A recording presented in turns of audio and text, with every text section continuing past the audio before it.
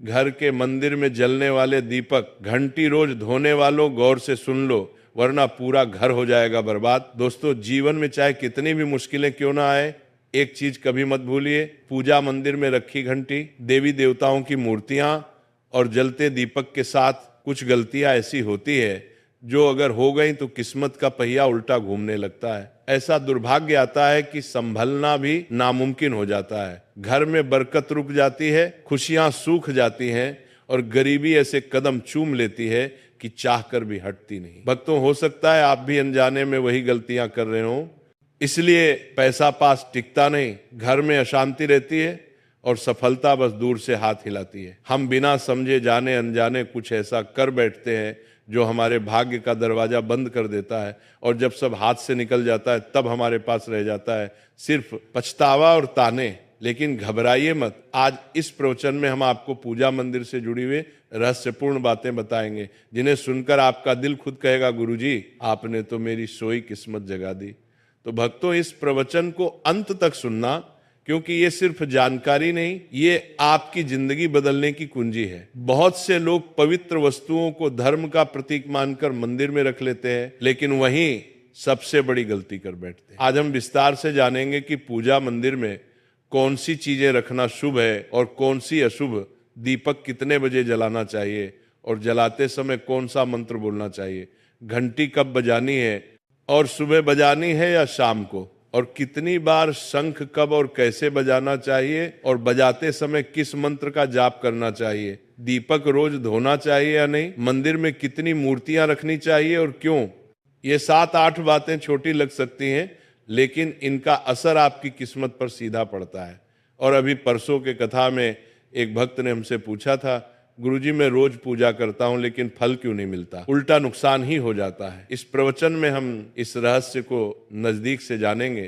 पूजा हमारे जीवन का अभिन्न हिस्सा है। हर कोई किसी न किसी देवी देवता की आराधना करता है। कोई माँ दुर्गा के चरणों में शीश झुकाता है, तो कोई भगवान विष्णु के नाम का स्मरण करता है, और हाँ, उनकी पूजा का फल भी मिलता है। लेकिन क्या आप जानते हैं, छोटी छोटी अनजानी गलतियां ही उस फल को रोक देती हैं। ये गलतियां इतनी मामूली लगती हैं कि हम इन्हें नजरअंदाज कर देते हैं, लेकिन शास्त्रों में साफ लिखा है, पूजा में पूर्ण फल पाना है तो इन बातों का ध्यान रखना जरूरी है। आज हम बात करेंगे घर के मंदिर में दीपक और घंटी के सही उपयोग के बारे में। क्या दीपक को रोज धोना चाहिए या हफ्ते में 1-2 बार, धातु का दिया हो तो कब और कैसे साफ करना चाहिए, मिट्टी के दीपक का सही समय और सही अवसर कौन से हैं, मंदिर में किस प्रकार की घंटी का उपयोग सबसे शुभ माना जाता है, घंटी कब बजानी है, कितनी बार बजानी है, और क्या शाम की पूजा में घंटी बजाना उचित है। इन सभी सवालों के जवाब आपको आज के इस प्रवचन में मिलेंगे। भक्तों, एक बात याद रखिए, अधूरी जानकारी कभी कभी नुकसानदेह साबित होती है, इसलिए इस प्रवचन को अंत तक जरूर सुने। कुछ लोग होते हैं जो वीडियो को इधर उधर से काट कर देखते हैं, बीच से स्किप करते हैं और फिर कहते हैं कि जीवन में सफलता क्यों नहीं मिल रही। अरे, जब ज्ञान ही आधा अधूरा ले रहे हो तो फल पूरा कैसे मिलेगा। भक्तों, सबसे पहले बात करते हैं मिट्टी के दिए की। ये साधारण सा दिखने वाला दिया वास्तव में शुद्धता और पवित्रता का प्रतीक है। दिवाली हो, कोई धार्मिक पर्व हो या फिर कोई बड़ा अनुष्ठान, मिट्टी का दिया जलाने का अपना ही महत्व है। घर के मंदिर में या दरवाजे के पास जब इसे जलाया जाता है तो ऐसा लगता है मानो लक्ष्मी माता खुद आपके आंगन में प्रवेश कर रही हो। लेकिन भक्तों, ध्यान दीजिए, जब ये दिया मंदिर में रखा जाता है तो इसके नियम बदल जाते हैं। मिट्टी का दिया एक बार जलाने के बाद दोबारा मंदिर में नहीं रखना चाहिए।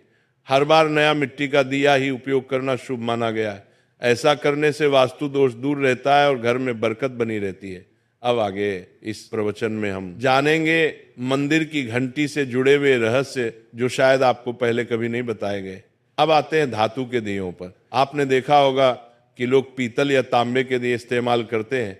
ये न केवल सुंदर होते हैं बल्कि इनका धार्मिक महत्व भी अत्यंत गहरा है। लेकिन भक्तों, इन्हें सिर्फ जलाना काफी नहीं है, इनकी शुद्धि भी उतनी ही जरूरी है। इन्हें रोज धोकर खासकर गंगा जल से साफ करना चाहिए। गंगा जल से धोने पर दिया पवित्र हो जाता है और घर में सकारात्मक ऊर्जा चारों ओर फैल जाती है। अगर आप हफ्ते में केवल 1-2 बार इन्हें साफ करते हैं तो ये पूरी तरह से शुद्ध नहीं हो पाते। इसलिए इसे अपनी रोजाना की आदत बना लें और अब आते हैं घर के मंदिर की घंटी पर। पीतल की घंटी की ध्वनि ऐसी होती है जो वातावरण की नकारात्मक ऊर्जा को तुरंत दूर कर देती है और सकारात्मकता का प्रवाह बढ़ा देती है। लेकिन भक्तों, इसे कभी भी दक्षिण दिशा में ना रखें, यह अशुभ माना जाता है। घंटी को हमेशा पूजा स्थल के पास या मंदिर के प्रवेश द्वार पर रखें। सबसे शुभ घंटी वो होती है जिस पर गरुड़ की नक्काशी हो। इसे गरुड़ घंटी कहते हैं और इसे अत्यंत पवित्र व फलदायक माना गया है। अब सवाल आता है, घंटी कितनी बार बजानी चाहिए? भोग लगाते समय घंटी को 5 बार बजाएं। ऐसा करने से भगवान भोग को जल्दी स्वीकार करते हैं। पूजा के दौरान घंटी को जोर जोर से या लगातार नहीं बजाना चाहिए, सिर्फ 3 बार बजाना ही उचित है। घंटी को हमेशा दाहिने हाथ से बजाएं और इसका मुख पूजा स्थल की ओर होना चाहिए। याद रखिए, घंटी को सुबह की पूजा में ही बजाना शुभ माना गया है। शाम की पूजा में घंटी बजाने से बचना चाहिए, क्योंकि शास्त्रों में इसे उचित नहीं माना गया है। इन नियमों का पालन करने से आपका पूजा पाठ कई गुना अधिक फलदायक और प्रभावी हो जाएगा। भक्तों, ये बातें छोटी लग सकती हैं, लेकिन इनका असर आपकी किस्मत पर गहरा पड़ता है। भक्तों, एक और बहुत ही महत्वपूर्ण बात जो अक्सर लोग नजरअंदाज कर देते हैं, जब भी आप किसी मंदिर जाएं, खासकर घर के बाहर वाले मंदिर में, तो मंदिर में प्रवेश करते समय ही घंटी बजाएं। मंदिर से बाहर निकलते समय घंटी बजाने की कोई आवश्यकता नहीं होती। जब आप घंटी बजाते हैं तो ये सिर्फ आवाज नहीं होती, ये भगवान को दिया गया संकेत होता है। प्रभु, मैं आपके द्वार पर आ चुका हूं, आपकी शरण में हूं। एक बार घंटी बजाने का मतलब है कि आपने भगवान के दरबार में प्रवेश कर लिया है और पूजा आरंभ कर रहे हैं। 2 बार घंटी बजाने का अर्थ है कि आप अपनी प्रार्थना, अपने मन की बात सीधे भगवान के समक्ष रख रहे हैं। अब भक्तों, हम आपको कुछ ऐसी बातें बताने जा रहे हैं जिन्हें शायद आपको कोई न बताए, इसलिए इन बातों को ध्यान से सुनिए, क्योंकि ये आपके पूजा पाठ को और भी अधिक फलदायी बना सकती है। अब आइए जानते हैं पूजा मंदिर के कुछ आवश्यक नियम। पूजा करते समय आपका मुख हमेशा पूर्व दिशा की ओर होना चाहिए। ये दिशा सबसे शुभ मानी जाती है, क्योंकि यहाँ से सूरज की पहली किरण आती है जो सकारात्मक ऊर्जा से भरी होती है। पश्चिम की ओर मुख करके भी पूजा की जा सकती है, लेकिन पूर्व दिशा का लाभ कई गुना अधिक है। घर की सीढ़ियों के पास पूजा घर बनाना अशुभ माना गया है, क्योंकि वहां नकारात्मक ऊर्जा का प्रवाह अधिक होता है। भगवान का आसन हमेशा आपके आसन से ऊंचा होना चाहिए। कम से कम 10 इंच भगवान की प्रतिमा को सीधे जमीन पर रखना अशुभ माना जाता है। ऊंचा आसन पूजा स्थल में सकारात्मकता और ऊर्जावान माहौल बनाए रखता है। पूजा करते समय हमेशा चटाई या आसन पर बैठें।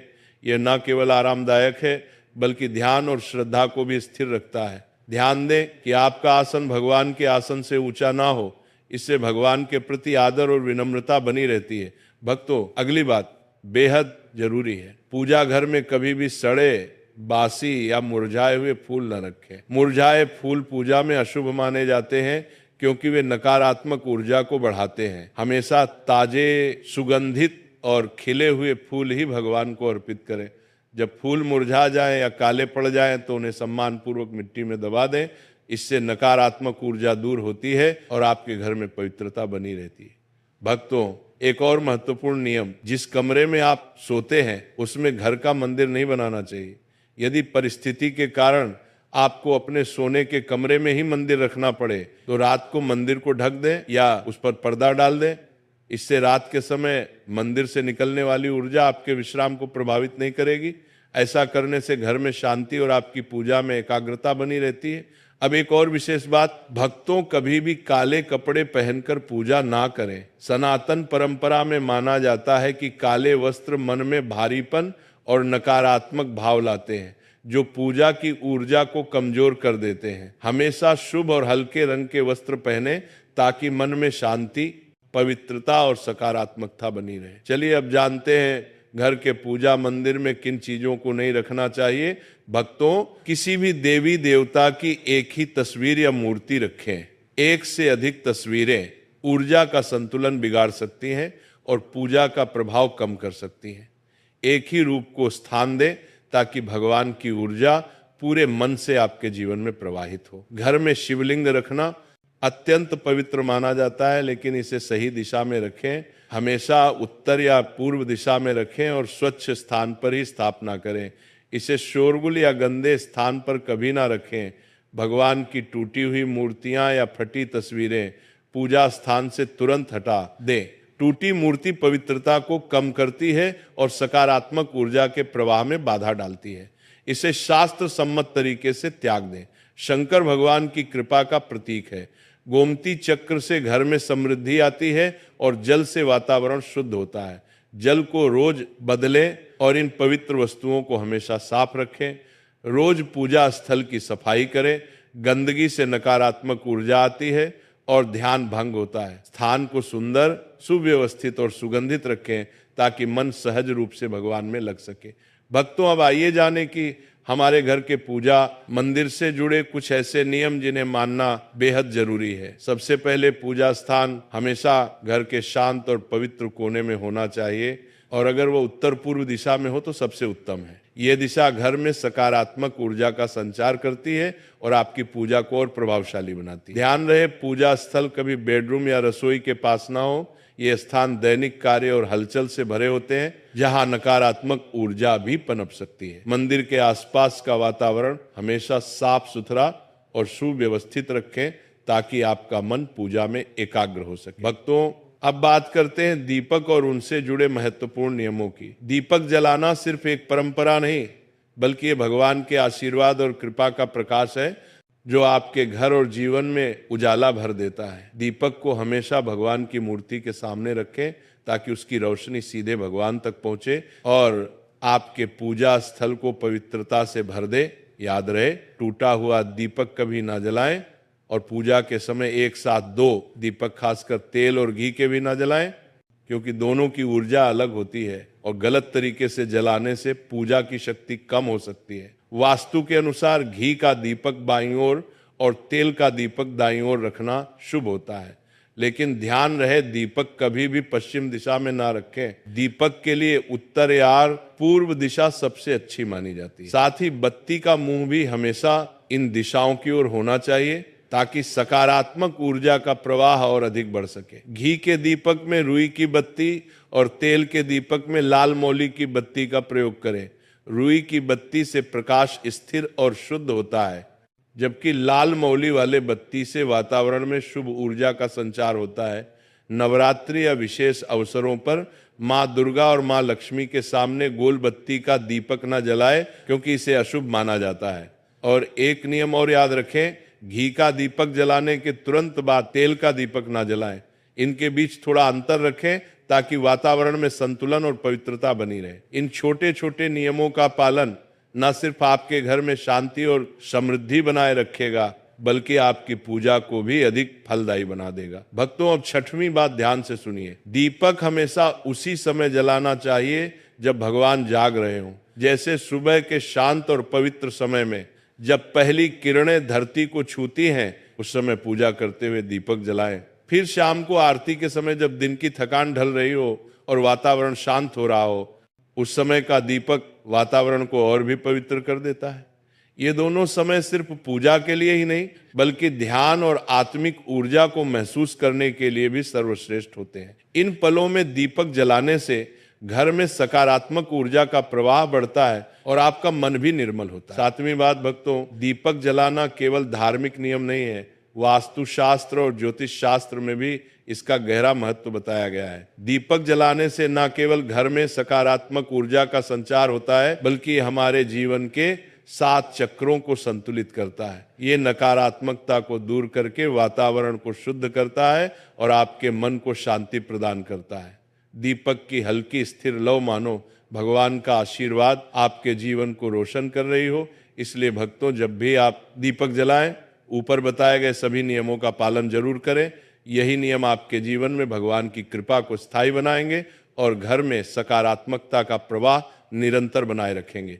दोस्तों, इसी के साथ आज का सत्संग समाप्त होता है। राधे राधे।